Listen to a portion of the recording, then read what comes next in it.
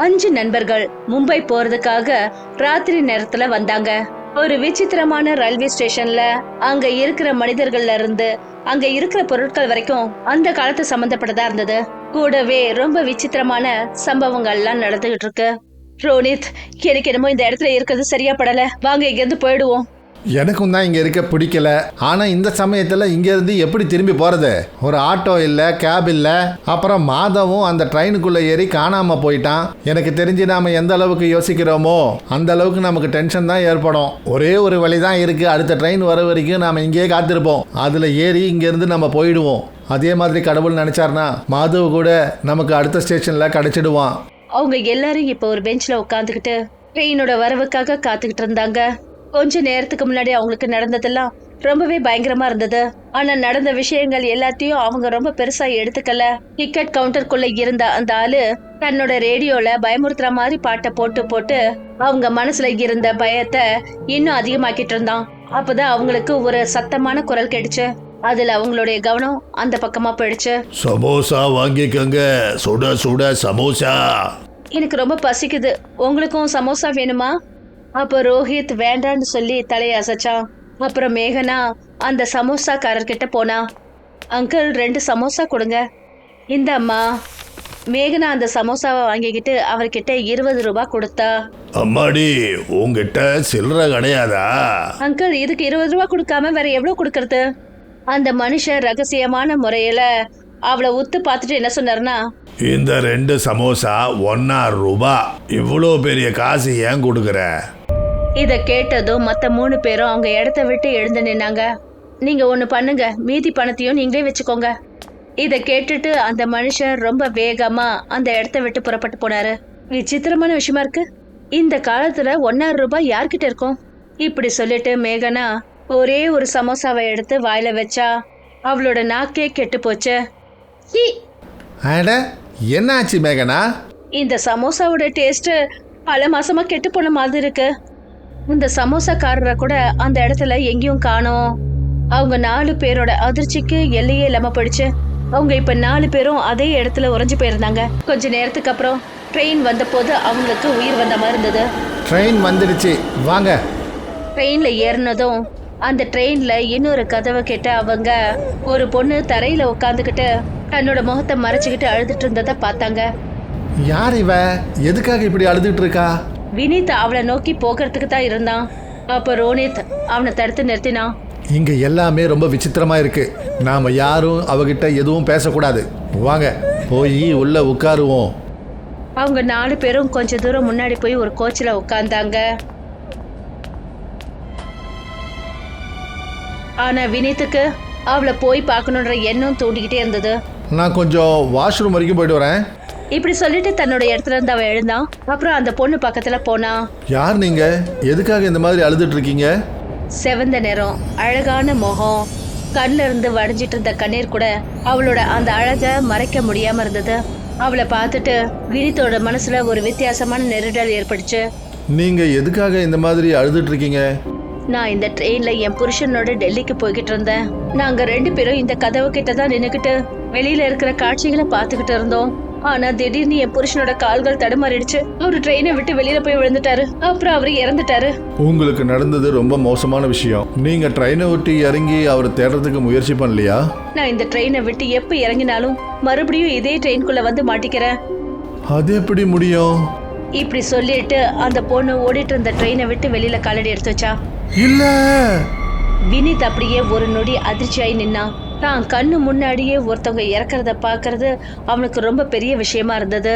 இப்போ திடீர்னு யாரோ பின்னாடி இருந்து அவனோட தோல்ல கைய வச்சாங்க. அவன் திரும்பி பார்த்த போது அவனுடைய அதிர்ச்சி 2 மடங்காயிடுச்சு. அதே பொண்ணு நல்ல நிலைமையில அவன் முன்னாடி நின்றுட்டு இருந்தா. நீ எப்படி தப்பிச்ச? இதுதான் எனக்கும் புரிய மாட்டேங்குது. ஒவ்வொரு தடவையும் இந்த மாதிரி குதிச்சு இந்த ட்ரெயினை விட்டு இறங்குறேன். ஆனா இதே போல திரும்பி வந்துடுறேன். இத பார்த்துட்டு வினித்துக்கு வேர்த்து கொட்ட ஆரம்பிச்சது. ஆக்சுவலி அந்த பொண்ணு இறந்துட்டா. ஆனா அவளுடைய ஆத்மா இந்த விஷயத்த எக்ஸெப்ட் பண்ணிக்க முடியல. வினித் ஏதோ செய்ய போறதுக்கு முன்னாடி அந்த பொண்ணோட கண்கள் செவந்து போய் மின்ன ஆரம்பிச்சது. அவன் கத்திக்கிட்டு கதறிக்கிட்டு ரோனித், ரியா அப்புறம் மேகனா கிட்ட வந்து சேர்ந்தான். என்னாச்சு? நீ ஏன் இவ்வளோ பயந்து போயிருக்க? அந்த அந்த அந்த பொண்ணு அங்க உட்காந்துட்டு அழுதுட்டு இருந்தாலே, அது ஆக்சுவலா ஒரு ஆத்மா. அவ நம்மளை நோக்கி தான் வந்துட்டு இருக்கா. அப்பதான் அவங்க எல்லாருக்கும் அந்த பொண்ணு அழற சத்தம் கேட்டுச்சு. அவங்க பார்த்தபோது அந்த பொண்ணு அழுதுகிட்டே அவங்க கிட்ட வந்துகிட்டு இருந்தா. இப்போ அவங்களோட பயத்துக்கு எல்லையே இல்லாம போயிடுச்சு. ட்ரெயின் வேகமா ஓடிக்கிட்டே இருந்தது. ரியா பயந்து போய் ட்ரெயின் செயினை இழுத்தா. அப்புறம் ட்ரெயின் கொஞ்சம் மைல் தூரம் போனதுக்கு அப்புறமா நின்னுச்சு. வாங்க வெளியில போவோம்.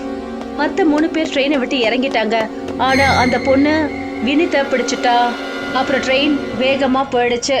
வினீத், வினீத்! அவங்க 3 பேரும் ரொம்ப தூரம் அந்த ட்ரெயின் பின்னாடியே ஓடினாங்க. ஆனா ட்ரெயினை பிடிக்கணுங்கிறது முடியாத காரியமா இருந்தது.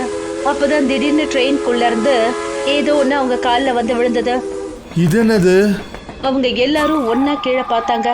அது வினித்தோட வெட்டப்பட்ட தலை. அதை பார்த்துட்டு ரியாவும் ரோனித்தும் ரொம்ப பயங்கரமா பயந்துட்டாங்க. சொல்ல போனா வெட்டின ரத்தம் கூட வராது. நம்ம கூட என்ன நடக்குது ஒண்ணுமே புரிய மாட்டேங்குது. அப்பதான் ரோனித் இங்க எங்கன்னு திரும்பி பார்த்தான். அவனுக்கு ஒரு விஷயம் மட்டும் விசித்திரமா இருந்தது. அவங்க எல்லாரும் ஒரு ஸ்டேஷன் கிட்ட வந்துட்டாங்க. நாம இப்ப எந்த ஸ்டேஷனுக்கு வந்திருக்கோம்? இங்கேயும் எல்லாமே ரொம்ப அமைதியா இருக்கு. இது அதே ஸ்டேஷன் தான் போல இருக்கு. இங்க தான் நாம ட்ரெயினை பிடிச்சோம். இல்ல, அப்படி இருக்காது. அவங்க 3 பேரும் அதிர்ச்சியாகி அக்கம் பக்கம் எல்லாம் சுத்தி பார்த்தாங்க. அப்புறம் ரோனித் என்ன சொன்னான்னா, வாங்க அந்த டிக்கெட் கவுண்டர் கிட்ட போய் கேட்போம். அவங்க 3 பேரும் டிக்கெட் கவுண்டர் கிட்ட போன போது அவங்களுக்கு இன்னொரு ஷாக் ஏற்பட்டுச்சு. இவரு அதே மனுஷன்தான். இவர்கிட்ட தான் அவங்க டிக்கெட் வாங்கினாங்க. அப்ப இதுக்கு அர்த்தம் அவங்க சுத்தி சுத்தி அதே ஸ்டேஷனுக்கு வந்துட்டாங்க. அங்கிள், நாங்க உங்ககிட்ட தானே இப்போதானே நாங்கள் டிக்கெட்டு வாங்கி அந்த ட்ரெயினில் ஏறினோம் இல்லையா? அப்புறம் நாங்கள் எப்படி இதே இடத்துக்கு திரும்பி வந்தோம்? நீங்கள் என்ன பைத்தியமா? அது எப்படி நடக்கும்? நான் இப்போதான் நீங்கள் ட்ரெயின்லேருந்து இறங்கினதை பார்த்தேன். அப்புறம் நீங்கள் எப்போ என்கிட்ட டிக்கெட்டு வாங்கினீங்க? இதை கேட்டதும் அவங்க 3 பேருக்கும் தலை சுத்த ஆரம்பிச்சது. இங்க என்னதான் நடக்குதுன்னு யாரோ தயவு செஞ்சு சொல்றீங்களா? நாம எப்ப இந்த பிரச்சனைல இருந்து வெளியே வருவோம்? ஆனா எப்போ? ரோனித்தும் உள்ளுக்குள்ள ரொம்பவே பயந்து போயிட்டான். ஆனா 2 பொண்ணுங்களோட தனி ஆளா இத நினைச்சிட்டு தன்னுடைய தைரியத்தை அவன் விட்டுடக்கூடாதுன்னு நினைச்சான். இங்க பாருங்க, நாம் எல்லாம் காலையில விடிகிற வரைக்கும் இங்கேயே இருப்போம். எந்த ட்ரெயின் வந்தாலும் நாம அதில் ஏறக்கூடாது. எனக்கு என்ன தோணுதுன்னா, காலையில விடிஞ்சதும் இதெல்லாம் முடிஞ்சிரும்னு தோணுது. அதுக்கப்புறம் நாம இங்கேருந்து புறப்பட்டு போயிடலாம். அவன் சொன்னதை கேட்டுக்கிட்டு 3 பேரும் அந்த பெஞ்சில் உட்காந்து காலையில விடியட்டோன்னு காத்துக்கிட்டு இருந்தாங்க. அப்போதான் ட்ரெயின் வர சத்தம் கேட்டுச்சு. ஆனா இந்த தடவை அவங்க ட்ரெயின்ல ஏறத்துக்கு முயற்சி பண்ணல. அப்போதான் வேகமான காத்துல கத்தி கேட்டே யாரோ வந்து விழுந்தாங்க. அவங்க பார்த்தாங்க, அது வேற யாரும் கிடையாது, அது மாதவ். அவனுடைய கழுத்துல வெட்டப்பட்டிருந்தது. அப்புறம் அவன் இறந்து போயிருந்தான். மாதவ்! இதை பார்த்துட்டு அவங்க 3 பேரும் கண் கலங்க ஆரம்பிச்சாங்க. அந்த டிக்கெட் கொடுக்கிறவரு இப்பவும் அவருடைய இடத்துலயே அமைதியா உட்காந்துக்கிட்டு இருந்தாரு. இந்த முறை அவங்க 3 பேரும் ரொம்ப சோகத்தோட அவர்கிட்ட போனாங்க. உங்களுடைய இந்த ஸ்டேஷன்ல அப்படி என்னதான் நடக்குது? இங்க வந்து போற ட்ரெயின்ல எங்களுடைய நண்பர்கள் இறந்துட்டாங்க. ஆனா நீங்க இது எல்லாத்தையும் உங்க கண்ணால பார்த்திருந்தும் கூட ரியாக்டே பண்ணல. எதுவும் நடக்காத மாதிரியே இருக்கீங்க. எங்களுக்கு உதவி செய்ய யாரும் ஏன் கூப்பிட மாட்டேன்றீங்க? உங்களுக்கு என்ன பைத்தியமா? இதெல்லாம் பார்த்ததுக்கு அப்புறமா கூட நான் எதுவும் செய்யலைன்னு நீங்க எப்படி நினைப்பீங்க? ஏன் உங்களுக்கு கண்ணு தெரியாதா? இதை கேட்டுட்டு அந்த ஆளு தன்னோட கண்ணில் இருக்கிற கண்ணாடியை எடுத்தாரு. அப்புறம் அதை பார்த்துட்டு 3 பேரும் ஆடி போயிட்டாங்க. அவருடைய கண் இருக்கிற இடத்துல வெறும் கருப்பு குழி மட்டும்தான் இருந்தது. இதை பார்த்துட்டு அவங்க 3 பேருக்கும் இந்த ஸ்டேஷன்ல ஒரு நிமிஷம் இருக்கிறது கூட தங்களோட உயிருக்கு ஆபத்துன்னு நினைச்சாங்க. அவங்க 3 பேரும் ஓடினாங்க. அப்படி ஓடினாங்க, அவங்க திரும்பி கூட பார்க்கல. அந்த கார் டிரைவர் எங்க இறக்கி விட்டாரோ அதே இடத்துல போய் நாம நிப்போம். அது வரைக்கும் யாருமே நிக்காதீங்க. அவங்க பின்னாடி அதே திசையில ஓடிக்கிட்டு இருந்தாங்க. ரொம்ப நேரம் ஓடினதுக்கு அப்புறமா அந்த ஸ்டேஷனை விட்டு ரொம்ப தூரம் வந்துட்டாங்க. இப்ப அந்த 4 ரோடு வரப்போகுது. அந்த கேப் டிரைவர் நம்மள அங்கதான் இறக்கி விட்டாரு. அவங்க 3 பேரும் மனசுல பயத்தோட ஓடிக்கிட்டு இருந்தாங்க. ரொம்ப நேரம் ஆனதுக்கு அப்புறம் கூட அவங்களுக்கு முன்னாடி அதே ஸ்டேஷன் தான் தெரிஞ்சது. அதனால அவங்க ஓட்டத்தை நிறுத்தினாங்க. எங்கேருந்து ஓட ஆரம்பிச்சோமோ அதே ஸ்டேஷனுக்கு நாம வந்து நிக்கிறோம். நீங்கெல்லாம் என்ன பைத்தியமா? முதல் தடவை இங்க வந்திருக்கீங்கல்ல? அந்த ஆளோட குரலை கேட்டுட்டு மறுபடியும் அந்த இடத்த விட்டு அவங்க ஓட ஆரம்பிச்ச போது, அப்புறம் இந்த தடவையும் அவங்க முழு முயற்சி பண்ணதுக்கு அப்புறம் கூட மறுபடியும் அதே ஸ்டேஷனுக்கு வந்து சேர்ந்தாங்க. ஆனா இந்த தடவை அவங்க நிக்கவே இல்லை, ஓடிக்கிட்டே இருந்தாங்க. ஆனா ஒவ்வொரு தடவையும் சுத்தி சுத்தி அதே ஸ்டேஷன் கிட்ட வந்தாங்க. கடைசியா 5வது முறையும் அதே ஸ்டேஷனுக்கு அவங்க வந்தபோது அவங்களுக்கு மூச்சு வாங்க ஆரம்பிச்சது. சோர்ந்து போய் அவங்க 3 பேரும் ரொம்ப நொந்து போயிட்டாங்க. அப்புறம் தரையில அவங்க முட்டியிட ஆரம்பிச்சாங்க. மெல்ல மெல்ல அவங்க 3 பேரோட கண்ணும் மூடிடுச்சு. அப்புறம் அவங்க காதுல கேட்டது எல்லாமே ரொம்ப அமைதியாயிடுச்சு. கொஞ்ச நேரத்துக்கு அப்புறம் ரோனித் கண்ணை திறந்தான். அவன் பார்த்தபோது அப்போ வெளிச்சம் வந்துடுச்சு. அவங்க 3 பேரும் அதே முக்கத்துல நின்றுட்டு இருந்தாங்க, அந்த கேப் டிரைவர் இறக்கி விட்ட இடத்துல. பிரியா, மேகனா, எழுந்துறீங்க. அவங்க 2 பேரும் அவனோட குரலை கேட்டுட்டு எழுந்து நின்னாங்க. 3 பேரும் கண்கள்ல கண்ணீரோட அங்கிருந்து திரும்பி அவங்க வீட்டை நோக்கி போக ஆரம்பிச்சாங்க. அன்னைக்கு ராத்திரி என்னமோ அவங்க 3 பேரும் தப்பிச்சிட்டாங்க. ஆனா 2 நண்பர்களை இழந்த துக்கம், காளிகாட்டி ரயில்வே ஸ்டேஷனோட பயம் அவங்க மனசுல அப்படியே இருந்துருச்சு. அது அவங்களால அவங்க மனசுல இருந்து வெளியே எடுக்கவே முடியாது.